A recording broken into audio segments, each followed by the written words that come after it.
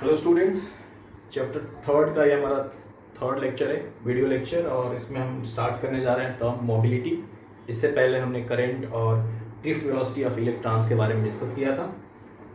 अभी मोबिलिटी के बारे में अगर डिस्कस करें तो जो टर्म है मोबिलिटी, उसका नाम से ही आप बहुत सारी इंफॉर्मेशन क्लियर यहाँ पे हो रहे हैं कि मोबिलिटी इन द सेंस कि किस तरीके से इलेक्ट्रॉन्स स्मूथली अगर मूव कर पा रहा है कंडक्टर के अंदर।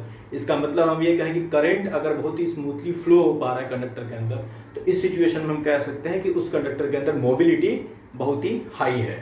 तो मोबिलिटी टर्म का मतलब होता है कि सीधे सीधे ये करंट के फ्लो को रिप्रेजेंट करने के लिए रिस्पॉन्सिबल है ये टर्म, कि अगर मोबिलिटी ज्यादा है तो आप कह सकते हैं कि कंडक्टर के अंदर करंट भी ज्यादा होगा। अब हम ड्रिफ्ट वेलोसिटी वाले टॉपिक को रिकलेक्ट करें तो वहां पे हमने डिस्कस किया था कि जैसे ही आप पोटेंशियल डिफरेंस अप्लाई करते हैं, कंडक्टर के क्रॉस इलेक्ट्रिक फील्ड सेटअप होता है, तो उस इलेक्ट्रिक फील्ड की वजह से इलेक्ट्रॉन फोर्स एक्सपीरियंस करता है और वो मूव करना स्टार्ट करता है, नेगेटिव एंड से पॉजिटिव एंड की तरफ ड्रिफ्ट करना स्टार्ट करता है। ठीक है, तो यानी कि मूवमेंट किसकी वजह से स्टार्ट हुआ? इलेक्ट्रिक फील्ड की वजह से। अगर बहुत ही कम इलेक्ट्रिक फील्ड पे बहुत ज्यादा अगर ड्रिफ्ट वेलोसिटी इलेक्ट्रॉन अक्वायर करता है तो आप कह सकते हैं कि वहां पे मोबिलिटी बहुत ही हाई है। इसका सीधा मतलब है कि ड्रिफ्ट वेलोसिटी ज्यादा अक्वायर करे और इलेक्ट्रिक फील्ड कम हो तो मोबिलिटी ज्यादा है।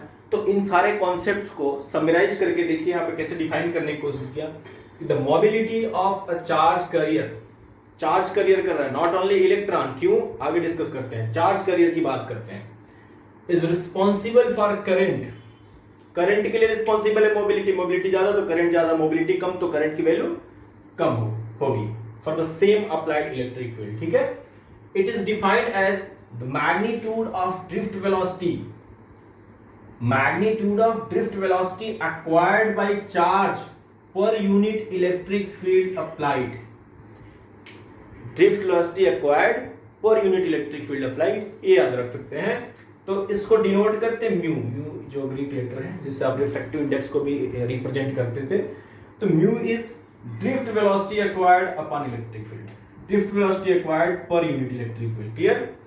सो ड्रिफ्ट वेलोसिटी को आप vd से इंडिकेट करते हैं, v छोटा सा d स्मॉल d यहाँ पे इंडिकेट करते हैं सबस्क्रिप्ट में, vd by e is the electric field. और vd का एक्सप्रेशन आपको याद हो तो आप लिखा था e टाउ बाई m। हम डायरेक्शन में नहीं लिख रहे हैं, मैग्नीट्यूड में लिख रहे हैं, क्योंकि मैग्नीट्यूड की बात करते हैं, आप ध्यान रखेंगे। डायरेक्शन में लिखेंगे तो हमें नेगेटिव साइन के साथ लिखना पड़ेगा, लेकिन since we are dealing with the magnitude we have restricted with the only its value e tau by m upon e। अगर हम e से ही इलेक्ट्रिक फील्ड यहाँ पे कैंसिल होता है तो simply we have the expression for mobility is e tau by m, where tau is the average relaxation time, mass is the mass of charge particle, mass of the charge carrier, and e is the charge of that charge in t. Clear? Now in case of conductor, we know that in case of conductor only electrons are responsible. General we can say that only electrons are responsible for the flow of current. In that situation we are only dealing with the mobility of electrons in conductor. Okay, so in case of conductors the charge carrier is electron. You are very much familiar with this term. In case of conductor, charge carrier is electron. So mobility of electron we are discussing with mu is equal to e tau e upon me. The small letter e is representing the term electron, especially for electron specifying mobility of electron is equal to charge of electron into average relaxation time of electron upon mass of electron. Clear? But if we are discussing about semiconductors, in further classes we will discuss about semiconductor. So in semiconductor the current carrier are electrons and holes. Two kind of current carriers are there, electrons and holes. Now the question is what is hole? Solid में थोड़ा बहुत आपने पढ़ा होगा chemistry में। We are discussing about holes. तो holes क्या है जरा इसको देखें। तो आपने कहा कि अगर कोई हम कोवेलेंट बॉन्ड देखते हैं, कोवेलेंट बॉन्ड, यहाँ पे एक सिलिकॉन एंड सिलिकॉन क्रिस्टल की बात करें, सिलिकॉन क्रिस्टल क्लियर टेट्रावेलेंट है।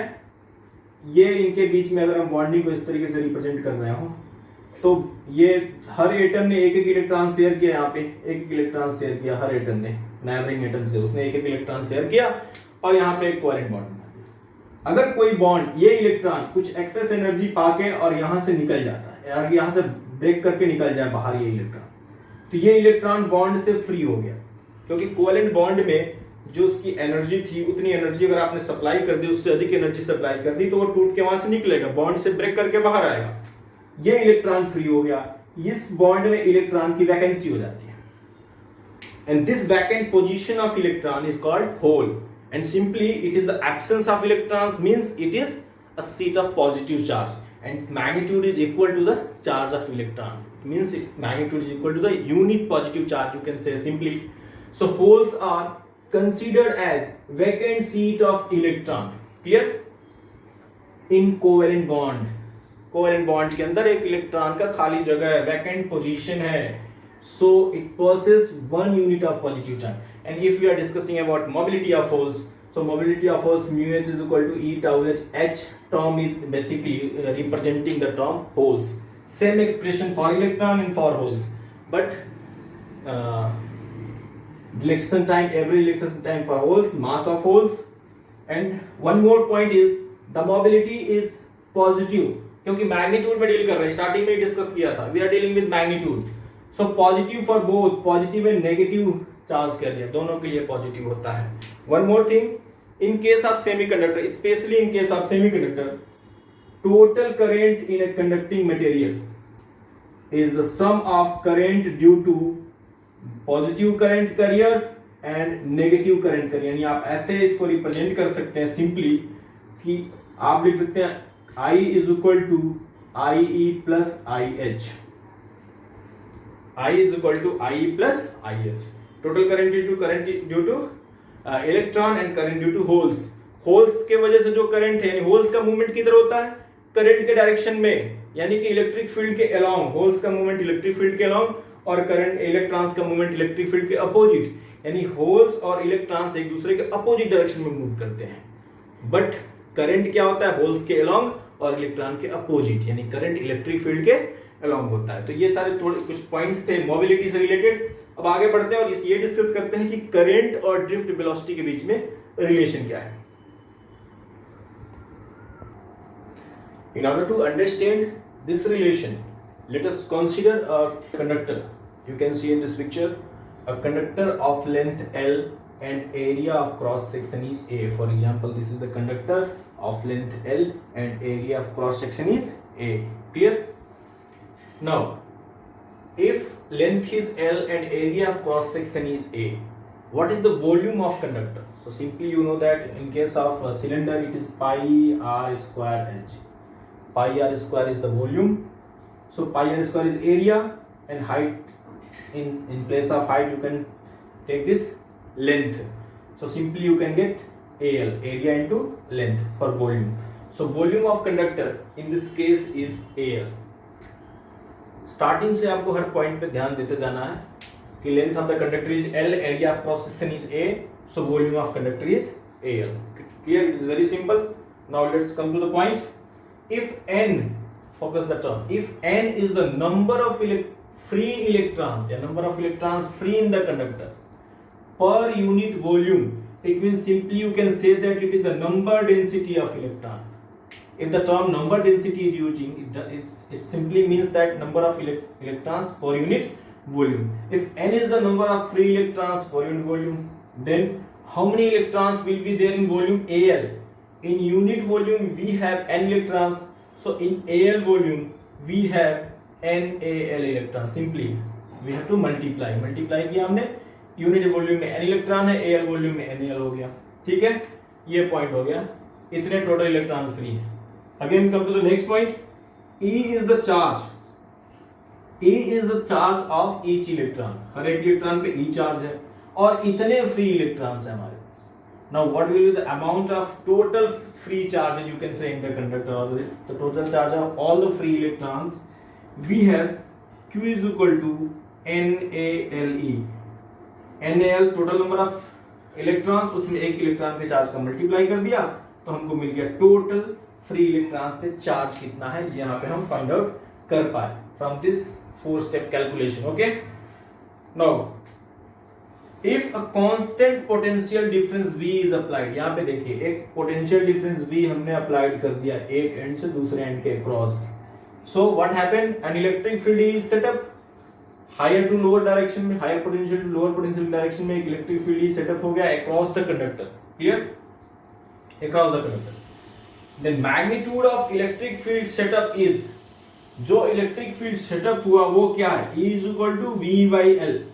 पता ही है आपको, मैग्नीट्यूड की बात करें, डायरेक्शन की नहीं, ग्रेडियंट ऑफ पोटेंशियल होता है इलेक्ट्रिक फील्ड। तो E is equal to V by L, कितना पोटेंशियल डिफरेंस अप्लाई किया, what is the length of conductor, clear. तो simply by this you can get the magnitude of electric field. Now due to this electric field, very familiar term, due to this electric field the free electrons move with drift velocity Vd, clear।